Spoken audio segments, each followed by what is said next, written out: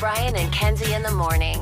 And Chicago's alternative all day. Q101. Brian and Kenzie on Q101, about 10 minutes away from Clash with Kenzie, where we have those guaranteed entry passes for our free pop-up with Bad Flower that guarantees you into the Cubby Bear. And at least 2 Star Wars questions on Revenge of the Fifth. And Kenzie said, it's your day today. It's your day. Get ready to compete because she's not a Star Wars person. Let's get to sports. The Q101 Morning Crew.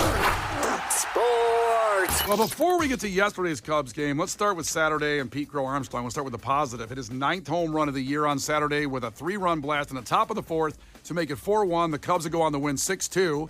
Second in a row against the evil Brewers up there. PCA, Kyle Tucker, Seiya Suzuki all have 9 home runs, tied for the 3rd most in the National League. And here is Pete Crow Armstrong on Saturday. In the air, right center field. Freeland back at the wall. It's gone! Yes! Pete Henry Crow Armstrong. Know the name. 3-run blast. 4-1 Cubs.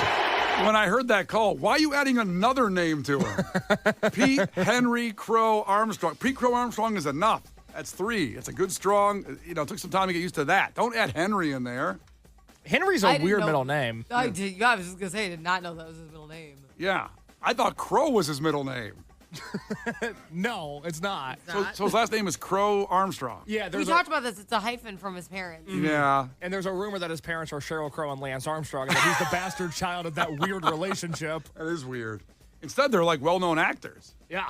Yeah, he has successful parents, his and mom- then he's successful. His so good for them. mom more successful than the dad in acting. I'm not trying to rip on the dad. I'm just saying the mom was in more movies you'd know. Damn. I know. It's too bad they couldn't sweep the Brewers. It was going well until Shota got hurt. Shota Imanaga comes off the hill trying to make a cutoff on first, and he just kind of went up and pulled his hammy. Craig Counsell after the game said he's never had a lower body injury, so he didn't know what happened. And I feel bad because Shota he did look confused. He pulled his back of his leg. He's like, well, what the hell's this? Did I get shot? Like, what happened here? I like that he's never been hurt, but I'm a little worried about that hamstring because he's crushing. He's got an amazing mullet going on right now, too. It's growing fast. So they lose that game 4-0 because I think his hair will still grow. Is that what you're worried about? I'm worried about his hammy, and I'm worried about his hair. Okay. I'm worried about the Cubs going forward because, prior to that game, the Cubs are pretty much the league leaders in everything. Runs per game, first. Batting average, first. On-base percentage, first. Slugging percentage, first. Even second in doubles, first in triples, second in home runs, and first in stolen bases. I mean, they are killing it prior to that game. I didn't crunch the numbers after that game, so sorry on that, but the stats probably still stand. Also, update on the man who fell from the 21-foot wall onto the warning track at PNC Park in Pittsburgh last week. He's awake and alert. How is that guy alive when you watch that fall? I'm so curious to see if he honestly like recovers and there's no residual anything. Like, I am because awake and alert, I'm like, is he okay? Can he walk? Yeah, I don't know about that yet. He's 20 years old and he's a college football player. Oh my gosh. So he's pretty athletic. And also, according to PNC Park, he only had 2 beers. A lot of people say, like, oh, this drunk, moron. Well, he had a couple beers. That's it. 2 beers? I mean, what? I need to know what happened. Yeah. Did somebody try to kill him? Well, I believe that railing is low there. It is. And he just kind of, maybe a big guy, being a college football player, went over it. Like I said, I was at Soldier Field for the Fire game. I'll get to that in a second. I mean, they're steep. The highest level there is pretty steep. I'm surprised it doesn't happen more often at games. I really am. White Sox are in double-digit wins. Oh, the music stopped when I did that, too, appropriately. That was just embarrassing as a White Sox fan. That sucks. That's like the ultimate participation trophy, is that we're sitting here the first week of May and we've just now gotten to 10 wins. Well, I'm not doing any math on that. They're going to break the record, or at least they're not going to break the record for the worst team in Major League Baseball history at this pace. Mm-hmm. We'll see what happens. Before we get to yesterday, Friday, they win against a very good Houston team in those uniforms. Those uniforms. Those uniforms. The new City Connect uniforms. Which I'm surprised. Are we the only ones that think they're too busy? Because a lot of people online are very positive on those uniforms. We seem to be in the minority here. Which, if you haven't seen them, it's up at Q101's Facebook page. You can see the combo Bulls, White Sox. They're very Bulls-like. They're not White Sox at all, like except for the sock on them. Yes, that is true. I mean, it's just a painful reminder that Jerry Reinsdorf owns 2 teams in this city, and I'm not particularly a fan of that. Yeah, I think they look like church league uniforms. Yeah, they look like men's softball uniforms, and I'm not a fan of men's softball. But they won, so they got to keep wearing them. I could see you being a huge fan of men's softball and having a whole backstory on why. There's a whole. It's not for me. Not for me. It's not a 30 for 30 coming up on Case watching men's softball games. Watching or playing? There's 30 for 30. I mean, watching softball? All right, so Lewis Robert, let's go to Sunday. Lewis Robert stole 2 more bases during the White Sox 7-inning victory, which they seemed to like over the weekend. There was 2 of them against the Houston Astros. Robert's second stolen base of the game came when the Astros attempted a pitch out to catch Robert stealing. He still beat the throw. He now has 15 stolen bases, the most in baseball. Okay. And he has 11 hits, including 3 home runs in the past 9 games. Isn't it cool when you stay healthy? And then you can prove you're a pretty decent baseball player. Well, not only healthy, but then you play well on top of it. I'm not even sure how to act. I'm not sure how to handle myself right now. Yeah, here's what it sounded like when he did that. There he goes, the pitch out, throw down to second, and he still steals second base. Luis Robert Jr., one of the best in the game. Second stolen base of the day. Caratini had it all going for him. This time a clean transfer and a good throw, just not quite in time. White Sox start a series at the Royals tonight. And by the way, the Cubs will have a Giants at Wrigley Field tonight. So the Kentucky Derby on Saturday, I bet on all the horses we picked. I bet for everybody in the show. I bet for Kenzie. I bet for Case. And here's first off is the finish of the Kentucky Derby. Then we'll tell you who won. Who won some money in these bets? Journalism and sovereignty, nose to nose, down to the last 16th of a mile. Sovereignty has taken the lead. Journalism is second toward the inside. Baez is third, but it will be sovereignty to rule the Kentucky Derby. All right, so who bet on sovereignty? Who's got some money coming to him? Kenzie, you remember? I did a chunk of gold or whatever. Chunk of gold finished 9th. I did not bet for Chunk of Gold to finish 9th. So you did not win any money. These don't like parlay. Well, like they still did better than they were supposed to, so you win something. In parlays, I would have had to pick them, or him, or her, finishing 9th, and I didn't. So that'd be specifically on that horse pick. Isn't there a bet where it's like less specific? Yes, you win, place, or show. So win is for the win, place is for first or second, show is for first, second, or third. Mm-hmm. There's not one for 9th. Sorry. But Kenzie, you did do the best. I did the best? Of all of us. I picked Tistastic. Very careful saying that. Yep. He or she came in 10th. And then Case picked Publisher that came in 14th. Wow. And I had 30-1, so like that horse is the underdog. Would have paid. All of us didn't pick. Publisher actually was pretty good odds to win, I believe. Yeah, no, there's a reason I went with Publisher. You know, not as good as the favorite journalism, but I thought his right-hand man in publishing would do okay. I bet on 6 horses. Because once I started betting, I couldn't stop. There's only 3. I bet on 6? How did you not win something? I bet on journalism. I bet on Sandman because it was named after Enter Sandman, Metallica. And I bet on Citizen Bull because it was raining and pouring, and Citizen Bull is a good mutter. His mutter was a mutter.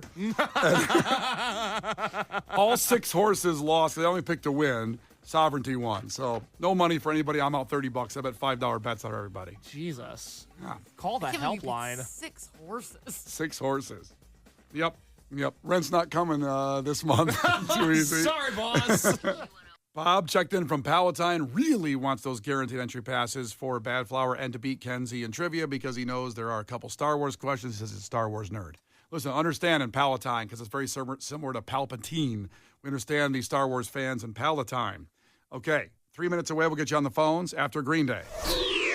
Brian and Kenzie. On Q101. All right, let's get it going for the first one of the week. 312-591-8300. Clash with Kenzie, with Brian and Kenzie on Q101.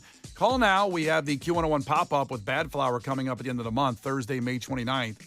21 and over show. It's free, but guaranteed entry is very important, and you get on the Brian and Kenzie guest list. So if you're heading in from far away, whether it's Indiana or wherever you're heading in from, on the burbs, you'll know you're getting in because it's free. We never know. It's about 500 people there in the Cubby Bear. First come, first serve. You can get your information at Q101.com and download your first come, first serve ticket.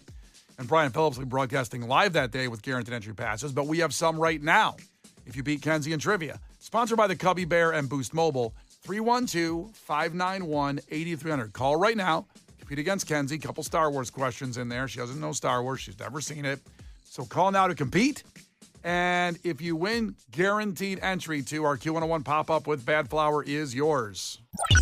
The Brian and Kenzie Show. Q101. You can't defeat her. She's too powerful. Clash with Kenzie. Let the battle begin. Q101. All right, here we go. Competing for guaranteed entry passes to get on the Brian and Kenzie guest list for Bad Flower. Guaranteed entry for that free pop-up at the Cubby Bear. And I'll tell you what, we got a special surprise at the end of Clash with Kenzie, so stay put. But first, Oscar's going to compete for these passes. Oscar checking in. Ahoy. Tell us something about yourself, Oscar. Good morning, guys. So I'm the stressed-out father of a 3-year-old and a 1-year-old girl. Woo! 3-year-old and 1-year-old. Amen. I get it. Yeah. Needs to get out of the house. Needs a party. Like, but give me Bad these Flower. tickets, baby. All right, Oscar, let's just get right to it. First one to 5 wins. Listen carefully. If Kenzie gets one wrong, you can steal a point. She can do the same with you. Call heads or tails, Oscar. Heads. It is heads. Oscar goes first. Nice. We start off with 2 Star Wars questions on Revenge of the 5th, the day after May the 4th be with you.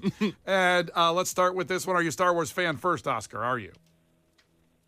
Somewhat. I've seen all the movies. All right. We'll see what happens. Well, seeing the movies will probably help because I'm a little nervous about this whole thing. Kenzie has not seen the movie. So, question number 1. What color lightsaber would a Sith Lord use?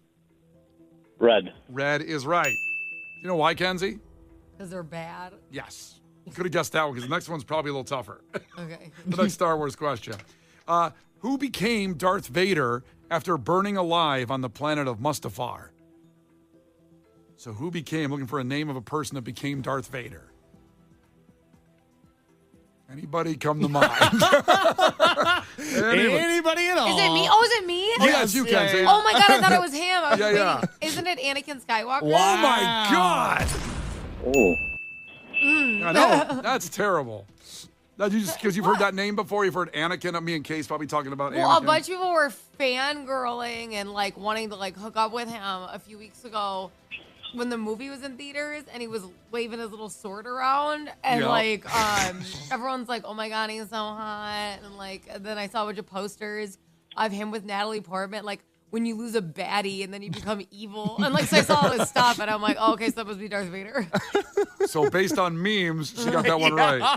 When you lose a baddie and crash out was like one of the memes. Which is very funny, even if you didn't see the movie. So good. All right. Well, there you go. 1-1. Fun. Back to Oscar. Oscar, during what 20th century war did Switzerland famously remain neutral during? What war? I believe that was World War II. World War II is right. And Oscar's on the board with 2. Or that's 2, I should say. Kenzie, who did Barack Obama, who did he defeat to secure his first presidential term in 2008? So who did he go against in 2008? Why is it so funny? Because that you make me say, oh boy, here we go. So many names come to mind. Yeah. Was that because I was in, I think, 8th grade. Was it John McCain? It was John McCain. Good job. Thank you. Kenzie's got 2. 8th grade, you must have paid attention, huh?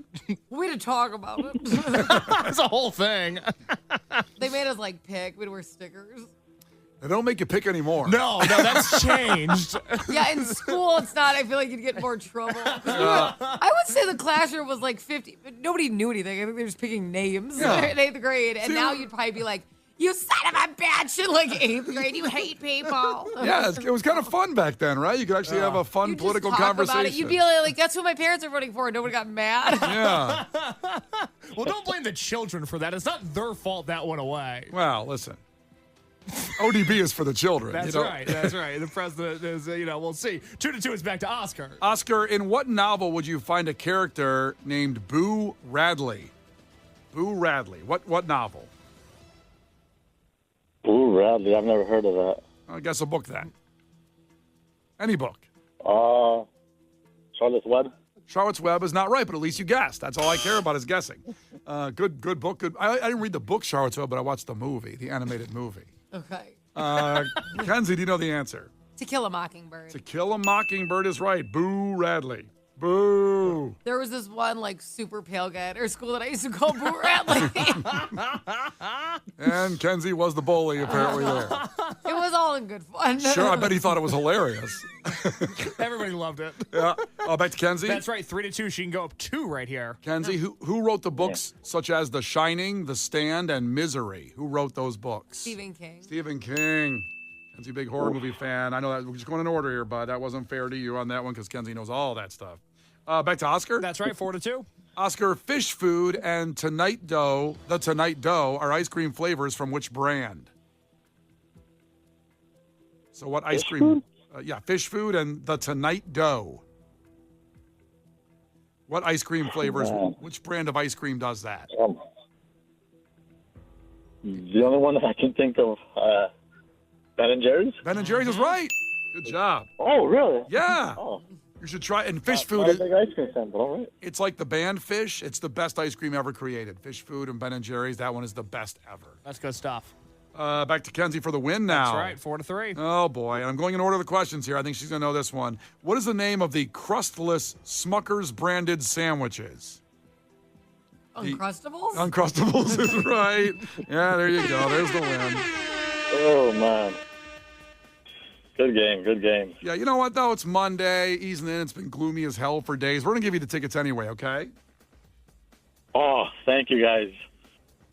Yeah, you're welcome. Use that night off. Yeah, it sounds Oh, my God. Send him to everything. It sounds a little rough, yeah. All right, well, this weekend I had a cold, so it was a little bit rough. They're getting out of it now, but... Well, good. Well, hang on. Casey's going to get your information for the Q101 pop-up with Bad Flower at the Cubby Bear. It's a free show, but this is guaranteed entry. Hey, you know what? Let's do this. Let's just give away a few more. God bless the baby. 312-591-8300. We have the next couple callers. I told you I have a surprise at the end. We want to make sure we get you guaranteed entry on the Brian and Kenzie guest list. That's what our guest list is all about. It's Brian and Kenzie on Q101. The Brian and Kenzie Show. On Q101. It's Brian and Kenzie on Q101 coming up in about 25 minutes. We will have your chance at Q101's Fest, first one of the week. And then it goes all day today, of course. But you have a chance to get to the Minnesota Yacht Club Music Festival, which features Hozier, Fall Out Boy, Green Day, Sublime, 311, and more. So all qualifiers get that. And just for qualifying, 2 one-day tickets to Riot Fest. You get to pick your day while they last. So that is pretty damn awesome. 2 festivals coming up at 8. And we're actually going to call the winner of last week's festival, Boston Calling Music Festival, tell people who won if you qualified for it. Be around at 8 o'clock for that. We'll get the winner there. But in the meantime, something very terrifying happening in Chicago this week, in Chicagoland and the state of Illinois. So no matter where you are in Illinois, this is coming. I saw this headline. It was kind of scary, Kenzie. What? Looming Real ID deadline brings lines to Woodstock's driver's license office. Mm-hmm. Oh, boy.